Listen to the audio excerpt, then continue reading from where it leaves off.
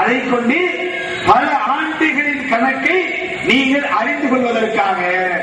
அது அல்லாஹ்வுடைய அத்தாட்சி என்றும் அல்லாஹ் சொல்றாங்க. அது அல்லாஹ்வுடைய அத்தாட்சி. அறிவுள்ள மக்களுக்கு அதுல படிப்பில் இருக்கிறது, அறிவுள்ள மக்களுக்கு அதிலே சான்று இருக்கிறது என்று குர்ஆன் பேசுகிறது. இன்னொரு குர்ஆன் சொல்லுது, அஷ்ஷம்ஸு வல் கமரு பிஹுஸ்பான், சூரியனும் சந்திரனும் கணக்கின்படி இருக்கிறது, அதற்கென்று நிர்ணயிக்கப்பட்ட சுற்றில அது சுற்றி கொண்டிருக்கிறது என்று குர்ஆன் பேசுது. அப்ப குர்ஆன் என்ன சொல்லுது? சந்திரனை அதனுடைய தேதிகளை தீர்மானிக்கும் என்று சொல்கிறது. அந்த தேதிகளை பல வருஷத்துடைய கணக்கையும் நீங்கள் அறிந்து கொள்ள முடியும் என்று குர்ஆன் சொல்லுது. அது தெளிவாக நிர்ணயிக்கப்பட்ட சுற்றில அது சுற்றி கொண்டிருக்கிறது என்று குர்ஆன் சொல்கிறது. அப்ப இவ்வளவு சேர்த்து பார்க்கும் போது நபிகள் நாயகம் ஸல்லல்லாஹு அலைஹி வஸல்லம் அவர்கள் அந்த ஓட்டத்தை தான் சொன்னாங்க. அதை வேறு ஹதீஸ்ல சொல்லும்போது சொன்னாங்க, இன்னா உம்மத்துன் உம்மியத்துன் லா நக்துபு வலா நஹ்சுப் அஷ்ஷஹரு ஹக்கதா வ ஹக்கதா.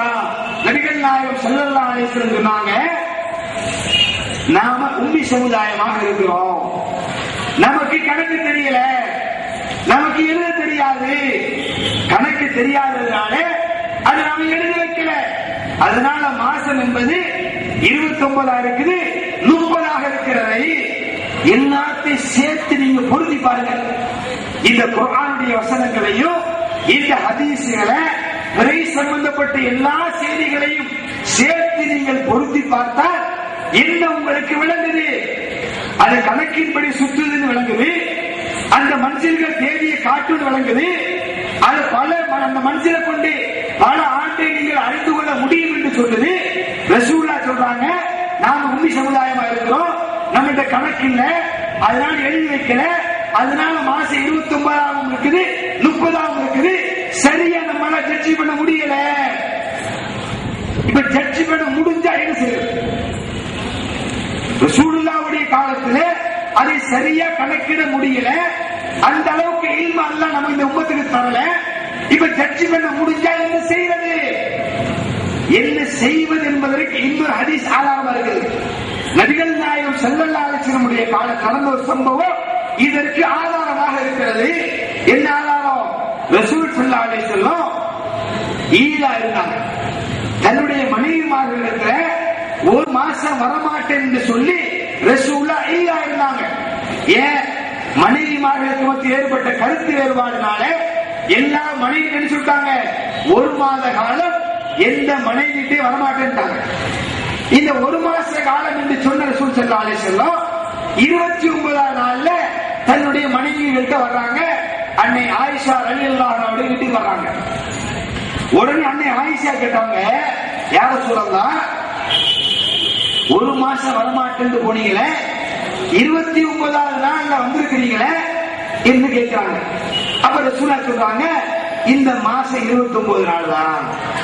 இது எப்படி ரசூலுல்லாஹ்வுக்கு தெரியும்? நிறைய கண்ணால பார்த்திருந்தாங்கன்னா அது சஹாபாத்துக்கு தெரிஞ்சிருக்கணும். கண்ணால பார்த்து தீர்மானிச்சிருந்தா சஹாபாத்துக்கு தெரிஞ்சிருக்கணுமா இல்லையா? ஆனா ரசூலுல்லாஹ்வுக்கு சஹாபாத்துக்கு தெரியல. ரசூலுல்லாஹ் எப்படி முடிவு பண்ணாங்க என்று அது ஹதீஸ்ல வருது, நசாயில ஹதீஸ்ல வருது.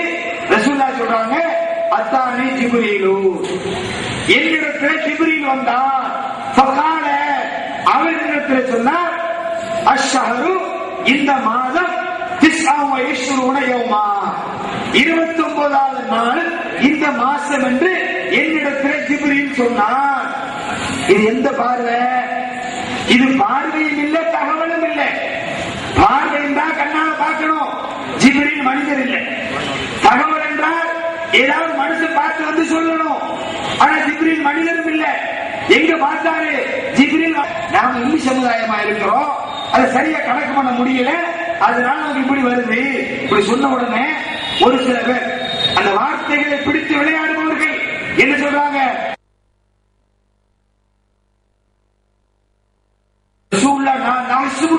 இல்லையா, அந்த ஹிசாப் என்பது அது விண்களை சொல்லல, அந்த ஹிசாபை விண்களை சொல்லல.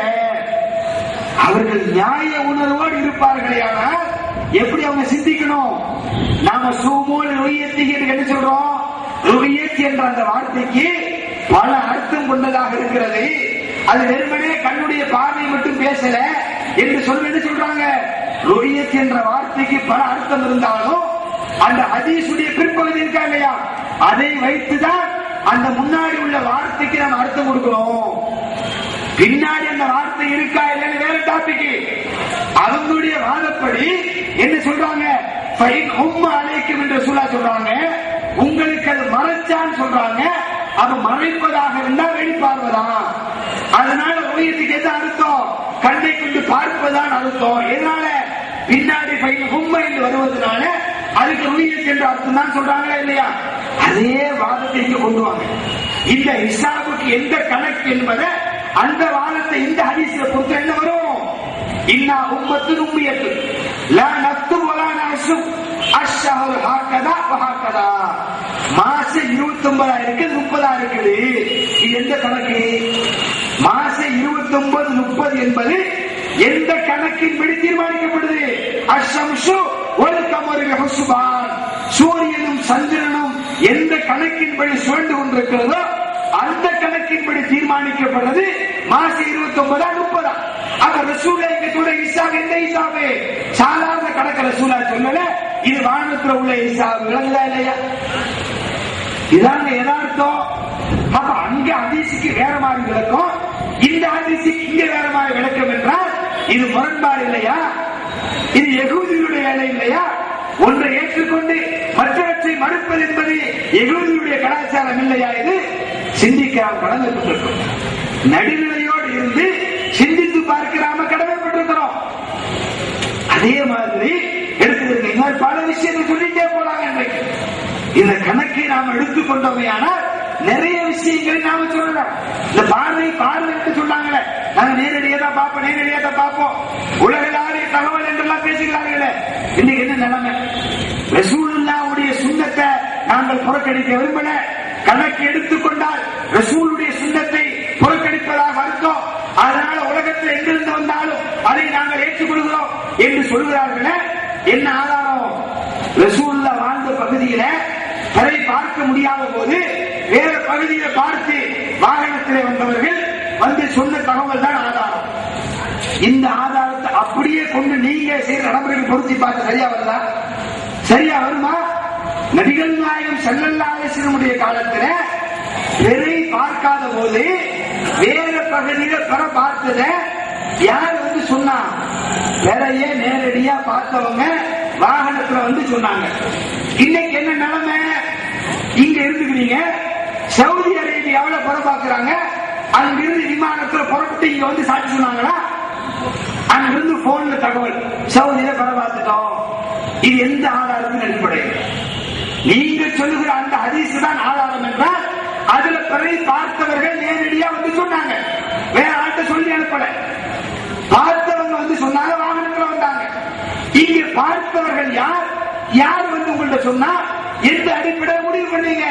கேள்விக்கு விடை கிடையாது. அவ யோசிச்சு பாருங்க.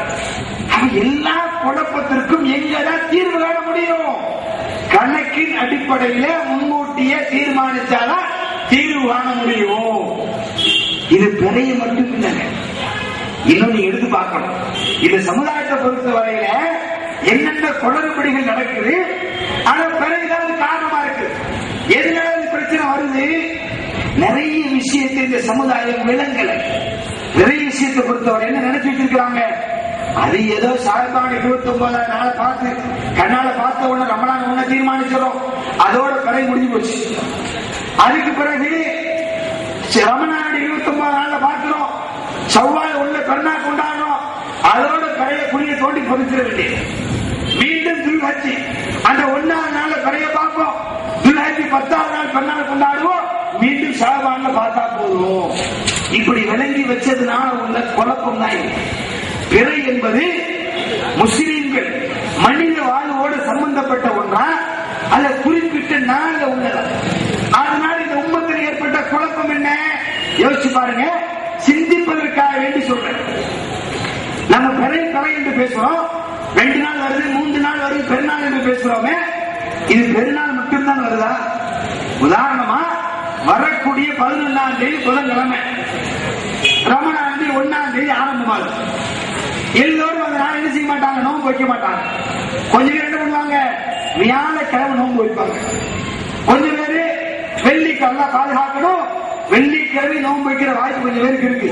கொஞ்சம் பேர் வெள்ளிக்கிழமை என்னாச்சு, புதன்கிழமை கொஞ்சம் பேரு, வியாழக்கிழமை கொஞ்சம் பேரு, வெள்ளிக்கிழமை கொஞ்சம் பேர். என்ன நினைக்கிறோம்? நாம நோன்பு ஆரம்பிக்கிறோம். கொஞ்சம் பேர் புதன்கிழமை ஆரம்பிக்கிறாங்க, கொஞ்சம் பேர் வியாழக்கிழமை, கொஞ்சம் பேர் வெள்ளிக்கிழமை.